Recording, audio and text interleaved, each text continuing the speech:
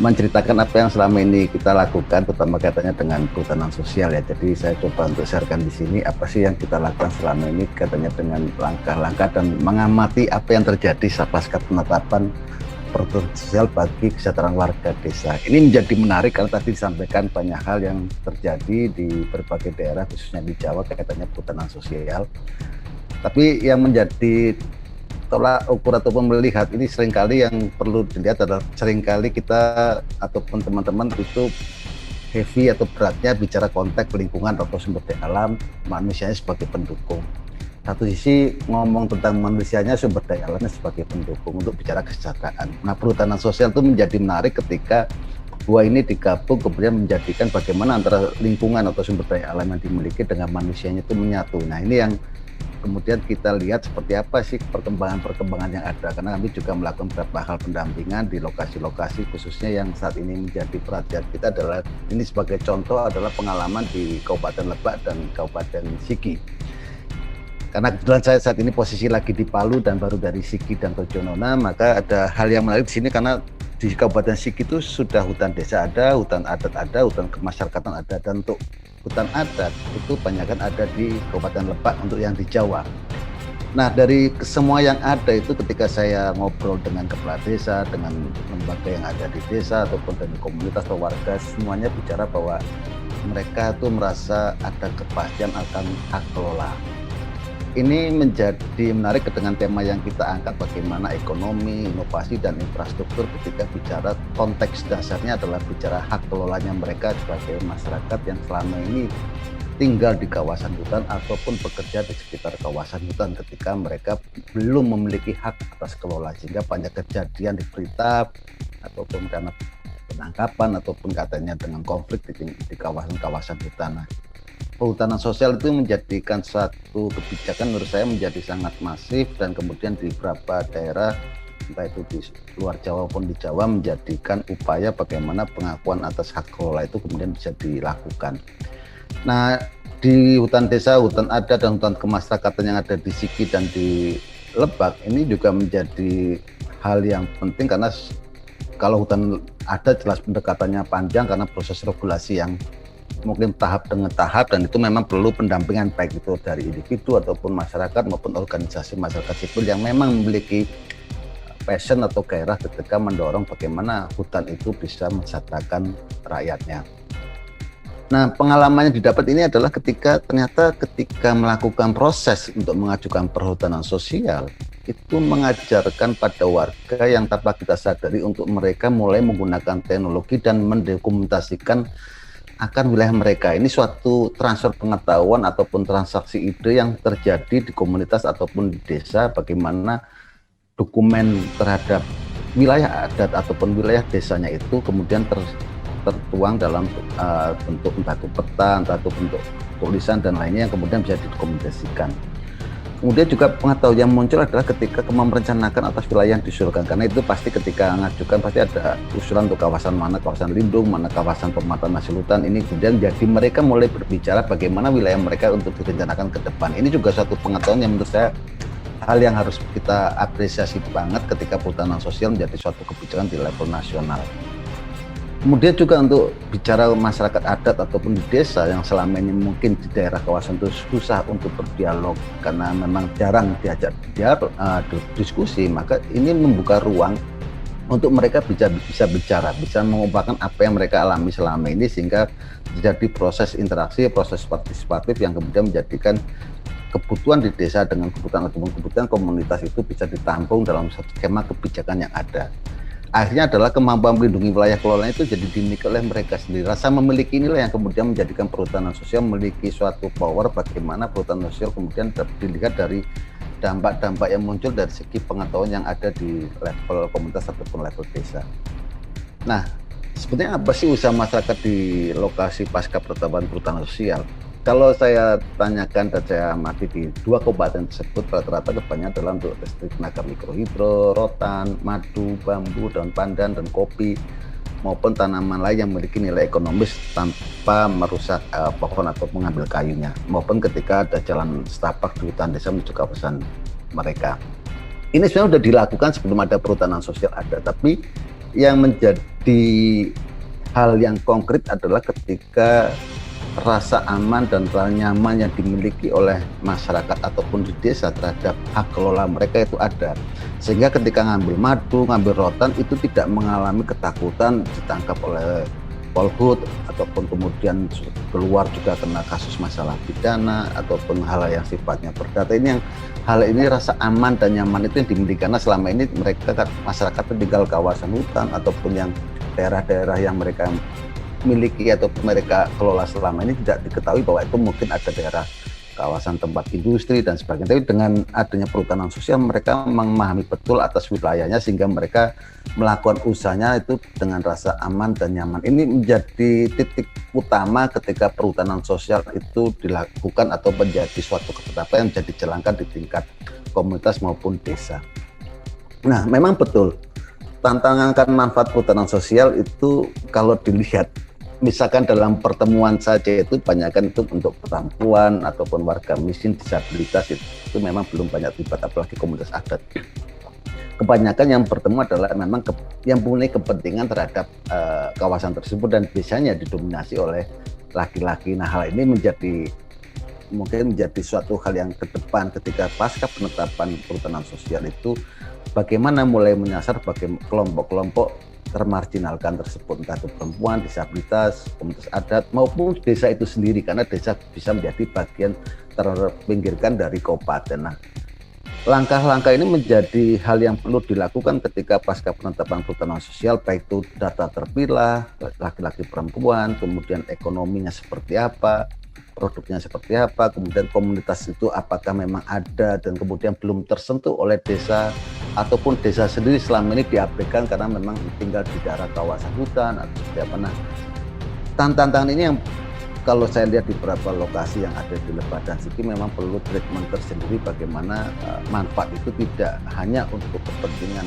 elit ataupun laki-laki, tapi jadi kalau tadi Mbak Lulu mengatakan inklusif, ya di sini inklusivitasnya bagaimana semua sumber daya alam yang dikelola oleh masyarakat itu juga berguna untuk seluruh warga, tidak ada pembeda ataupun terdiskriminasi terhadap salah satu kelompok atau individu yang ada di dalam desa. Nah, tantangan kedua adalah ketika bicara usaha ini saya mencoba mengkulik dari berbagai hal yang saya temukan di lapangan. Di desa itu ternyata ada lembaga pengolah hutan desa ataupun di Jawa LMDH, kemudian desa juga punya BUMDes. LPHD atau LMDH itu juga punya KUPS, sementara BUMDes juga punya unit usaha.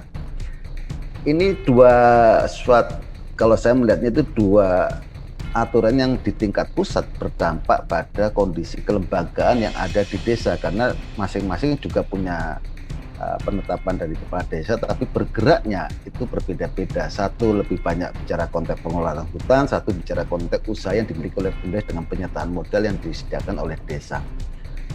Implikasinya adalah seringkali terjadi konflik antara LPHD atau LMDH dengan BUMDes karena area ataupun bisnis atau usaha yang dijalankan bersama atau mirip, sehingga saling bersaing ataupun kemudian masing-masing terlibat urusan-urusan yang memang urusan bagaimana produk itu siapa yang akan menjadi leadingnya di sini, karena itu masing-masing punya pengakuan ataupun SK yang dimiliki oleh entah itu BUMDes ataupun LPHD ataupun LMDH. Termasuk juga dengan KUPS-nya, karena yang mempunyai usaha memang KUPS, tapi LPHD ataupun LMDH-nya itu kemudian juga pengen usaha, mau tidak mau berarti turun, tadinya mungkin ketua di lembaga pengelola hutan desa kemudian jadi anggota di KUPS.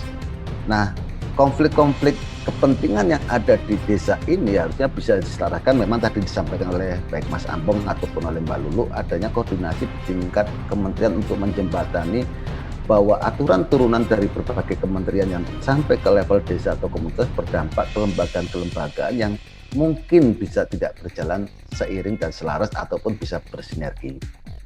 Contoh seperti ini, misalkan ada suatu produk yang dikelola oleh desa, misalkan madu. Kemudian ada yang dikemas, quality controlnya dan sebagainya jadi suatu produk yang memang layak untuk dijual dan ada pembelinya.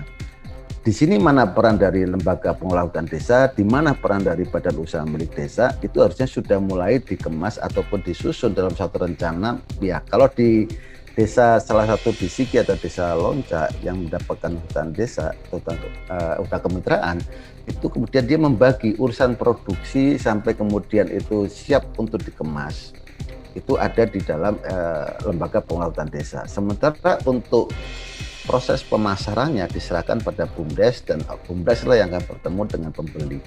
Mekanisme ini yang memang perlu diatur sehingga tidak terjadi konflik, karena bisanya kalau udah bicara konteks uang itu bisanya langsung lupa akan hakikat bagaimana perhutanan sosial sebagai hak kelola masyarakat itu berimbas pada kepentingan-kepentingan yang ada, entah itu dalam elit desanya ataupun kemudian antar kelompok, sehingga kelompok marginal yang tadinya mendapatkan manfaat atas itu kemudian akhirnya jadi korban dari di dalam desa itu sendiri.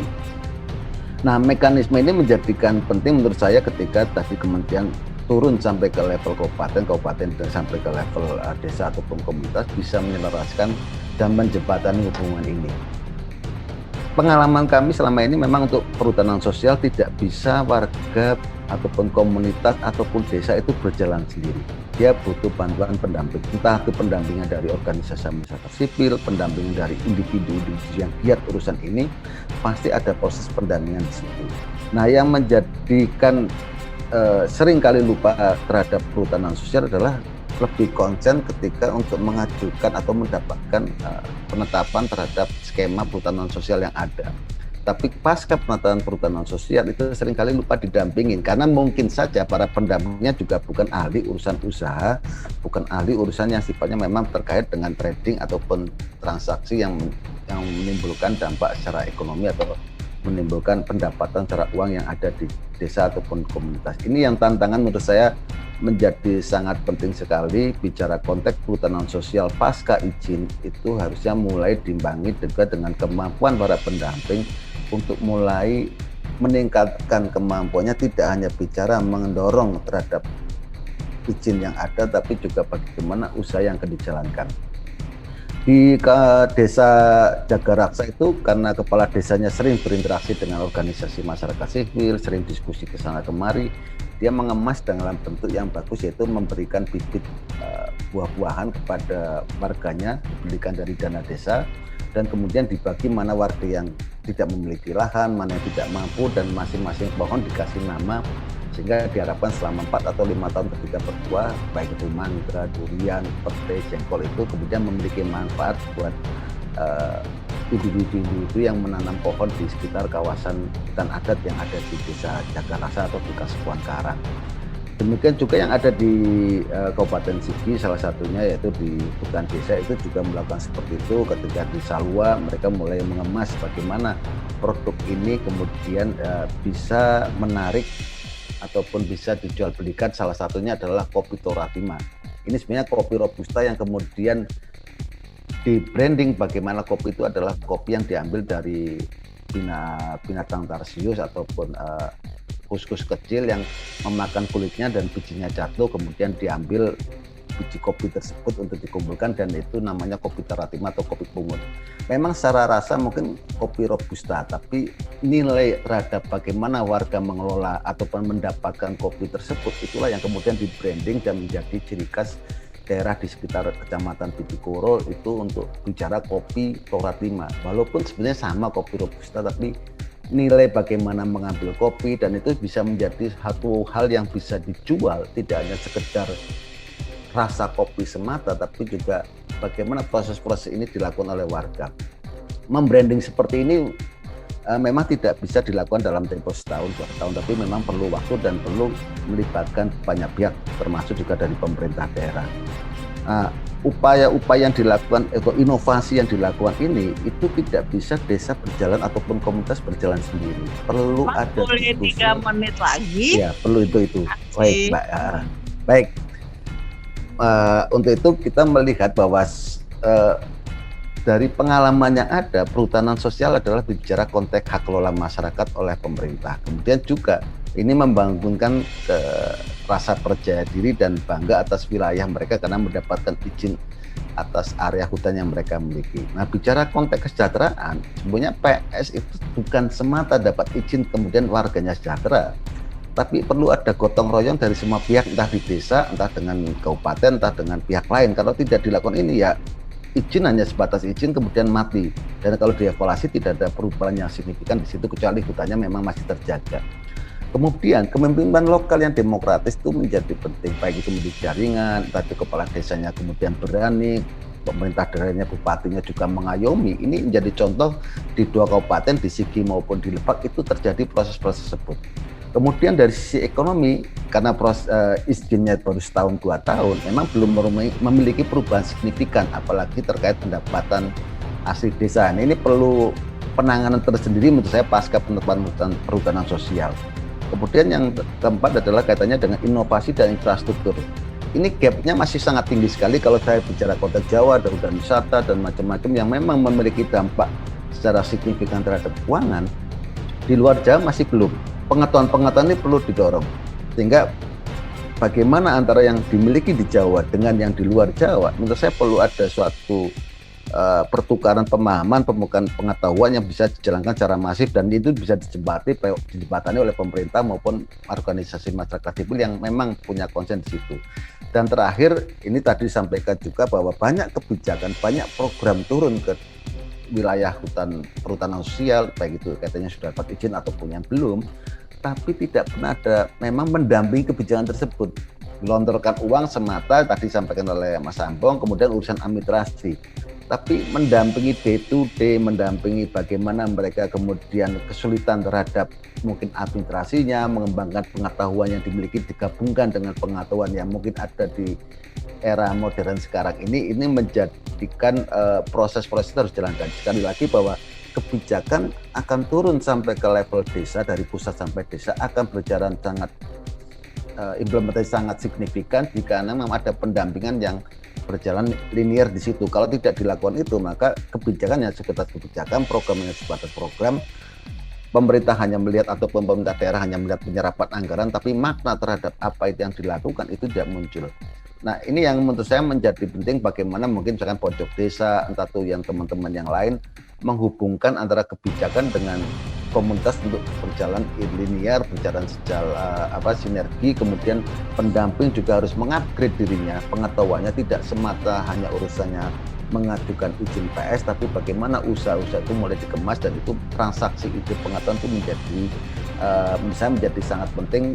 Diskusi, dialog terus seperti forum kali ini menjadi hal yang utama menurut saya. Serasa demikian Mbak Tami, penjelasan saya selama 15 ini, mungkin kita bisa lanjutkan dengan diskusi. Terima kasih.